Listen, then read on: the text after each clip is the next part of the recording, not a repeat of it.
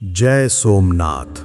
मोहम्मद गोरी की भारत भूमि पर पहली बड़ी हार, नायका देवी के पराक्रम की अनसुनी कहानी।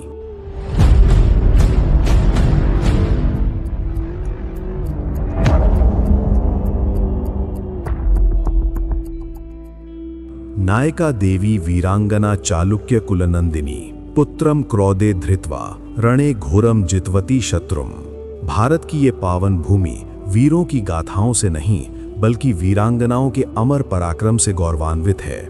जब जब विदेशी आक्रमणकारियों ने इस धरती को लूटने और धर्म को कुचलने की कोशिश की, तब तब यहाँ की नारी शक्ति ने अपना तेज दिखाकर शत्रु को परास्त किया।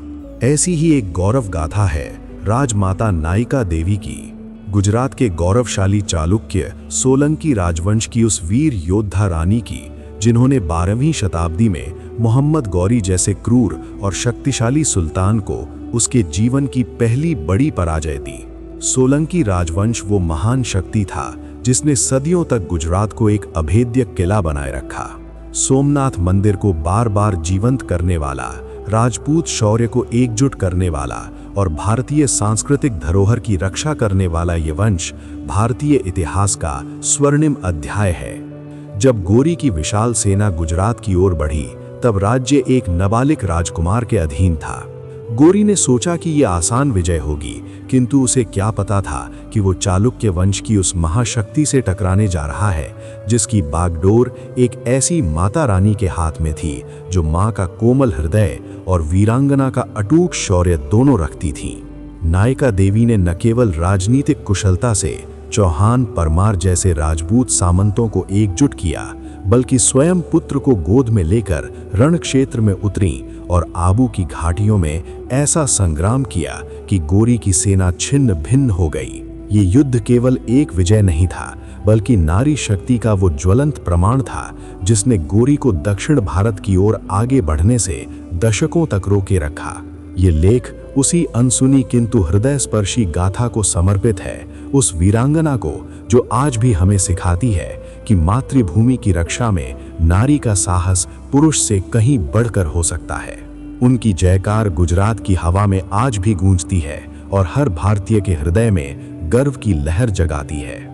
परिचय: राजमाता नायका देवी या नायकी देवी 12वीं शताब्दी की एक ऐसी वीर योद्धा रानी थीं जिन्होंने मोहम्मद गौरी जैसे शक्तिशाली आक्रमणकारी को निर्णायक रूप से पराजित कर भारत की रक्षा की। वे गुजरात के चालुक्य सोलंकी राजवंश की रानी थीं और अपने नाबालिग पुत्र मूल राज द्वितीय के संरक्षक के रूप में राज्य का संचालन करती थीं।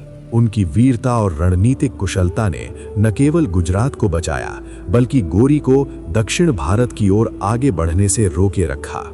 इतिहास में वे एक ऐसी महिला के रूप में याद की जाती हैं जिन्होंने पुरुष प्रधान युग में सेना का नेतृत्व किया और दुश्मन को धूल चटाई।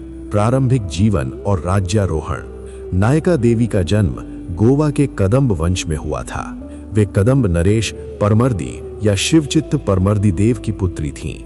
उन्होंने गुजरात के चालुक्य राजा महाराजा धीराज परम भट्टारक अजयपाल से विवाह किया। राजा अजयपाल का शासनकाल छोटा था, लगभग 1171-1175 ईस्वी, और उनकी मृत्यु के बाद उनका पुत्र मूल राज द्वितीय गद्दी पर बैठा, जो उस समय नाबालिग था। इसलिए नायका देवी ने राजमाता के रूप में राज्य का संचालन किया। वे घुड़सवारी, तलवारबाजी, धनुर्विद्या और युद्ध कौशल में निपुण थीं। चालुक्य साम्राज्य उस समय गुजरात और राजस्थान के बड़े भाग पर फैला हुआ था, जिसकी राजधानी अणहिलवाड़ पाटन, प्रवर्तमान पाटन गुजरात में थी। कसहरादा कायाद्रा का युद्ध 1178 ईस्वी 1178 ईस्वी में मोहम्मद गौरी ने भारत पर आक्रमण किया। उसने पहले मुल्तान और उच्च पर कब्जा किया था और अब गुजरात की समृद्ध राजधानी अणहिलवाड़ पाटन पर नजर गड़ाई। गोरी को पता था कि राज्य एक बच्चे के अधीन है और शासक एक महिला है, इसलिए वो इसे आसान लक्ष्य मानता था।